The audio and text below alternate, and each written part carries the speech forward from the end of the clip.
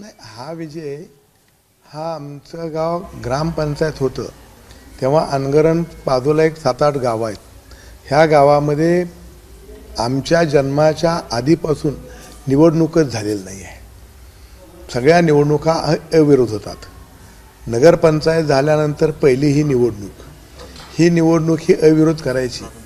अशा प्रकारे आमच्या गाव आमचा परिसर ही परंपरा टिकवायची म्हणून करता प्रयत्न करत असताना काही तालुक्यातील मंडळींनी नाहक इथं निवडणूक लावण्याचा प्रयत्न केला, परंतु त्यांना त्यात अपयश आलं. या गावामध्ये सर्व जाती धर्म सगळ्याच विचाराची माणसं एकत्रित येऊन निवडणूक लागली तर सलोखा बिघडतो म्हणून निवडणूक न लावता एका मतानं आपण ह्या निवडणुका पार करायच्या अशा विचारानं हे गाव गेल्या 50-60 वर्षापासून काम करतात. त्यामुळं तशाच प्रकारची निवडणूक व्हावी ही ग्रामस्थांची इच्छा आणि त्या इच्छेला आता भगवंताच्या कृपेनं यश आलं असं मी समजतो. खरं तर वेगवेगळ्या पद्धतीचे आरोप जे आहेत ते विरोधकांनी केलेले होते की त्यांना इथे येऊ दिले जात नाही, रस्त्यात गाड्या अडवल्या आहेत, लोक अंगावर सोडली जातात, महिला रांगेत उभा केलेल्या आहेत आणि एकाधिकारशाहीने राजन पाटील हे वागतायत आणि आम्हाला अर्ज भरू देत नाही आहेत असा पण आरोप केला. हा विरोधक म्हणजे माझे जे इथले पारंपरिक विरोध आहेत त्यांचा हा आरोप नाही आहे. हे आत्ता नवीन इथं बाहेरून आलेले विरोधक आहेत त्यांचा हा आरोप आहे. आणि 1 वेळा 2 वेळेला निवडणुका ही अविरोध होऊ शकतील, परंतु 2-2, 3-3 पिढ्या म्हणजे 50-50 वर्ष लोक एकत्र राहतात, हे हातात काठी घेऊन राहत नसतात, तर त्यांच्या मनामध्ये त्यांच्या जीवनामध्ये हिरवळ निर्माण करायची असती आणि ती आमच्या गावामध्ये आमच्या पूर्वजांनी केली आणि ती ठेवून पुढं आमचे गाव आणि आमच्या गावातला परिसर हा करतो. आणि मग इथं बोलण्यासारखं काहीच नाही आहे म्हणून करता आम्हाला नाहक बदनाम करण्यासाठी अशा प्रकारे हे अपप्रचार करतात. आमच्यावर कुठल्या हिंसा नाही आहेत, आमच्या गावावर कुठली तक्रार नाही आहे, कधी आमच्या गावची तक्रार पोलीस स्टेशनला जात नाही.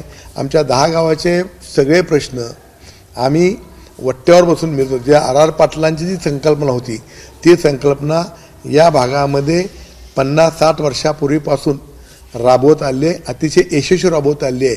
म्हणून करता इथं सगळ्या जातीचे सगळ्या धर्माचे मोठी लोकसंख्या आहे, परंतु एकत्र राहतात. परंतु आमच्यासाठी बोलायलाच काय नाही आहे, कुठला विषयच नाही आहे, विकासासाठी बोलायचं त्यांच्याकडे काहीच नाही आहे.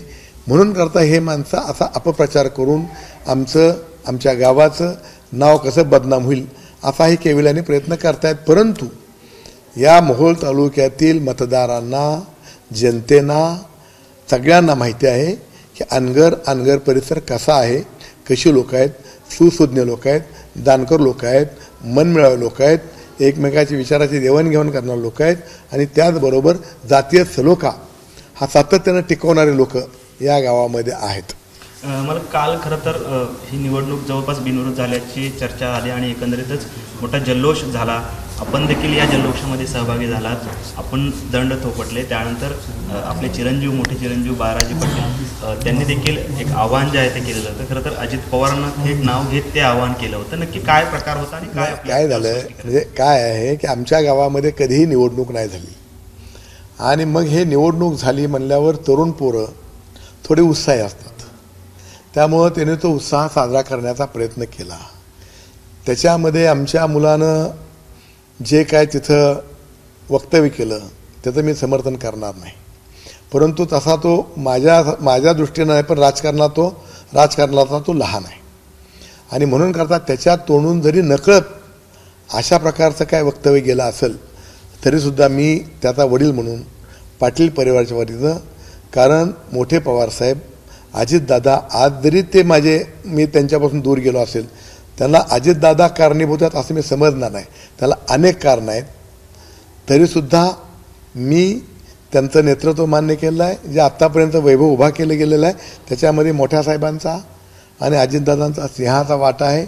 आमच्या मुलाच्या तोंडून न कळत उत्साहात म्हणा भावनेत म्हणा जे अपशब्द झाले ते ती व्हायला नको होते. त्याबद्दल मी अजितदादांचं व्यक्तिशः आणि पवार परिवारांचं मी अंतःकरणपूर्वक इथं दिलगिरी व्यक्त करतो, क्षमा व्यक्त करतो. मोठ्या साहेबांच्या चरणी मी नतमस्तक होतो. माझी विनंती राहील की हा विषय आता इथं थांबवावा. साहेब, ज्या पद्धतीनं हे विषय बाहेर आला त्यानंतर आता सगळे राष्ट्रवादीचे जे कार्यकर्ते आहेत, सुरज चव्हाण असतील, अमोल मिटकरी असतील, रोहित पवार असतील, हे सगळे आपल्यावरती टीका करतायत. मालक आता गुलामगिरीकडे चालले, अशा पद्धतीची टीका अमोल मिटकरी खाली शकतात. आता तेवढा तर त्यांनाही राग असणारच आहे ना, कुणालाही स्वाभाविक राग असणारा. परंतु मी आपल्या मीडियाच्या माध्यमातून त्यांनाही विनंती करतो की आपला बी एखादा मुलगा असेल चुकला तर आपण त्याला पदरात घ्यायचं असतं. अजितदादांनी पार्थ असतील किंवा जय असतील तसा समजावा त्याला आणि त्याला पदरात घ्यावं ही मी आपल्या मीडियाच्या वतीने मी त्यांना विनंती करेन. खरं तर रोहित पवार हे विरोधी पक्षात आहेत, मात्र असं ते असं म्हणतात की बाबा बाळाराजे पाटील हे खूप छोटे आहेत, मात्र त्यांनी अशा पद्धतीनं वाईट म्हणजे अशी भाषा वापरली त्याबद्दल आम्हाला खूप वाईट वाटतं की अजितदादांबद्दल अशा भाषेत बोलले. साहजिक आहे ना, ते कुठे मी नाव कबूल. म्हणून तर मी पहिल्यांदाच म्हणलं की तो लहान आहे, चुकला असेल तो चुकलेला आहे. भावनेच्या भरात जोशमध्ये मुलांच्या समोर बोलताना चुकून त्याच्याकडनं असा एखादा शब्द गेला म्हणून करता आपण आई जर मांडीवर लहान मुलांना घाण केली तर मांडी कापत नसती.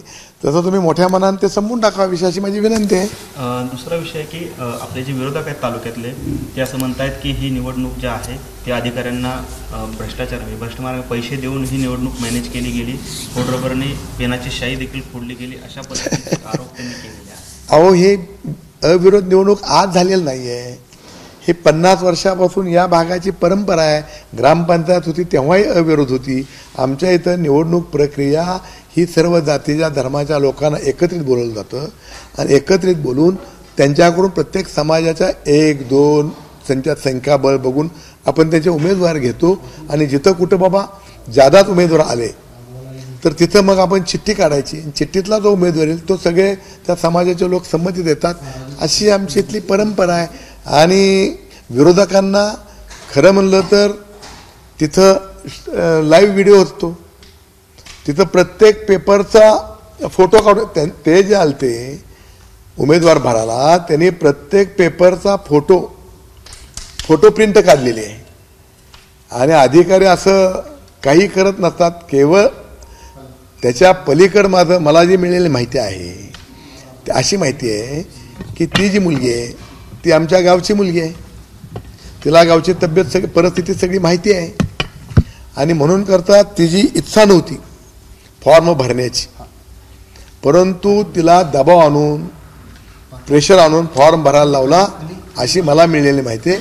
त्यामुळं कदाचित त्या मुलीला नको असेल म्हणून तिनं तो फॉर्मवर जाऊन बघून सही केली नसेल. पण हे मी म्हणत नाही, मला मिळालेली माहिती आहे. मला खरं आता अजूनही नगराध्यक्ष पदाच्या निवडणुकीमध्ये 2 अर्ज आहेत, अजून एक अपक्ष उमेदवाराचा देखील अर्ज आहे. काय स्थिती होईल? कारण प्रभाग 5 मध्ये पण अजून 2 अर्ज दिसत आहेत. नाही, प्रभाग 5 मधला अर्ज काढलेला आहे आणि जो दुसरा अर्ज आहे तो डमी म्हणून अर्ज ठेवलेला आहे. एक अर्ज काही अशाच काय घटना घडल्या तर बदल होतो म्हणून डमी आपण प्रत्येक निवडणुकीमध्ये अशा प्रकारचे डमी अर्ज ठेवले जातात. ही सगळीकडची पद्धत असते, आपल्याच पॅनलचे. 100% हे पूर्ण गाव बिनविरोध झालं. ते या गावातील तमाम माता भगिनी, माझे बंधू समान असणारे सगळे माझे सहकारी, या सगळ्यांच्या श्रेयानं, परमेश्वराच्या आशीर्वादानं आणि देशाचे नेते आदरणीय नरेंद्र मोदी साहेब आणि राज्याचे कर्तव्यदक्ष मुख्यमंत्री देवाभाऊ आणि जिल्ह्याचे पालकमंत्री आमचे जयाभाऊ यांच्या सगळ्यांच्या सहकार्यानं, आशीर्वादानं, मोठ्या माणसांच्या ही निवडणूक बिनविरोध झाली. त्यामुळं आता आमच्या गावाला जास्तीत जास्त निधी मिळेल अशी मी अपेक्षा करतो. मला खरं तर उमेश पाटील असं जुनं प्रकरण उकरून काढतायत. त्यांच्या समोर एका शिवसैनिकाची हत्या केली, त्या प्रकरणामध्ये बाळराजेंवरती आरोप आहेत आणि 20 वर्ष झालं कोर्टाच्या समोर हे प्रकरण देखील येत नाही. जुने प्रकरण आता उकरून काढण्याचा प्रयत्न. न्यायालयाचा असं आहे की जो प्रकार घडला तो निंदनीय आहे. त्याच्यामध्ये आमच्या मुलाला आरोपी केलं, परंतु न्यायव्यवस्थेनं त्यांना निर्दोष सोडलेला आहे. त्यामुळं आता त्या न्यायव्यवस्थेवर बोलणं किंवा जर न्यायालयाने निर्दोष सोडलं तर एखाद्यानं त्याला दोषी ठरवणं याचा अर्थ तो न्यायालयाचा अपमान होऊ शकतो. त्यामुळं माझी न्यायव्यवस्थेवर पूर्ण श्रद्धा विश्वास आहे. त्यामुळे याच्यावर मी काय फारसं बोलणार नाही आहे. काही माणसांना बोलायलाच काही नाही, वैफल्यग्रस्त झालेली माणसं असतात, ते अशा प्रकारे वाचाळ वृत्तीनं आरोप प्रत्यारोप करत असतात.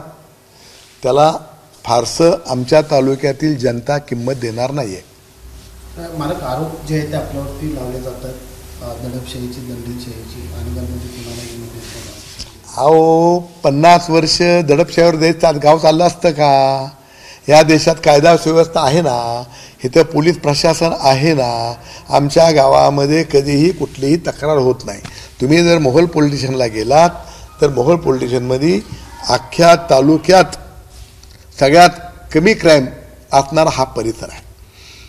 त्यामुळं या लोकांचा ग्लोबल नीती अवलंबायची आणि मोहोळ तालुक्यातील लोकांच्या मनामध्ये आमच्याबद्दल, आमच्या कुटुंबाबद्दल, आमच्या गावाबद्दल मत कलुषित करायचं अशी नीती हे पुढारी नाही आहेत, हे नेते नाही आहेत, हे बाहेरून आले पार्सल आहेत, हे करतायत. इथले जे माझे पारंपरिक विरोधक आहेत, जे पिढ्यानपिढ्या आमचे त्यांची विरोध आहेत, त्या लोकांना आमच्या गावाची, आमच्या भागाची परिस्थिती माहिती असल्यामुळं, त्यांना जाण असल्यामुळं ते अशा प्रकारे कुठल्याही प्रकारचं आमच्या गावाबद्दल कधीही टीका टिप्पणी करत नाही आहेत.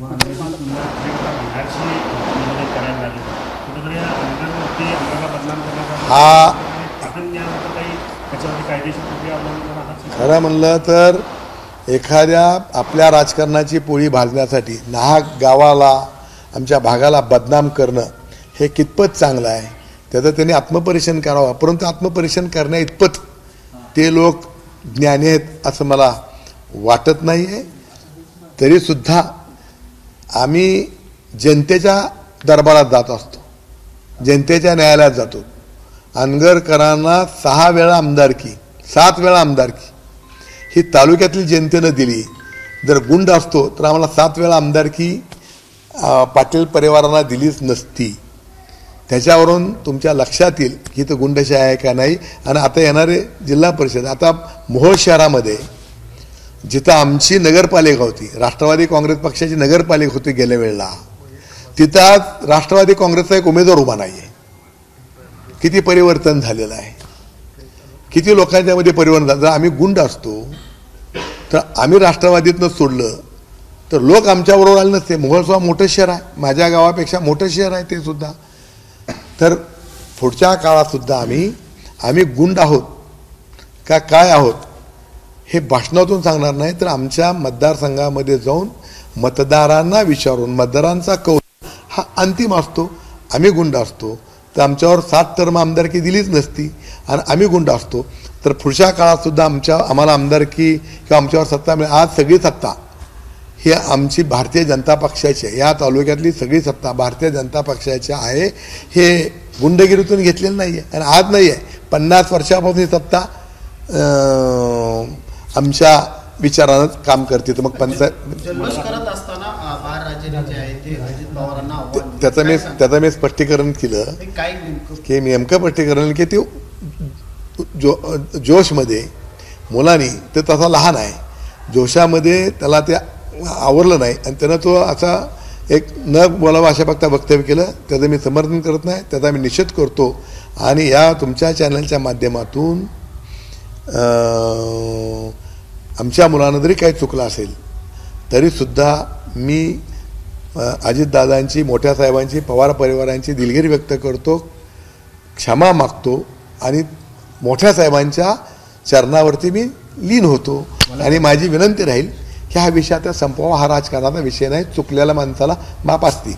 मला खरं तर तुम्ही बोलताय असं म्हणालात की आपली सगळी गावातले जे तंटे आहेत ते इथंच सगळे मिटले जातात गावकरी एकत्र. उज्ज्वला थिटे यांचा जो काही वाद आहे त्यांना काही सांगणं असणार, तुम्ही इथे या आणि सगळे वाद एकत्र. ते गावात आलीच नाही, वारंवार ते गावात आलीच नाही. ते गावात आमच्या गावातले जे वाद मिटवणारे लोक आहेत, मी नाही वाद मिटवत, आमच्या कमिटी असतात त्या वाद मिटवतात, त्यांच्याकडे ते आलीच नाही. काल इथं आली तेव्हा ज्या आमच्या महिलांनी फॉर्म भरल्या होत्या त्यासुद्धा म्हणल्या की तू आम्हाला इथे येऊन सांगितलं असतं की मला उभा राहायचं आहे, एखादं मी विड्रॉल केली असते म्हणली. त्यामुळं ती, आणि तिचा वादच काय नाही आहे.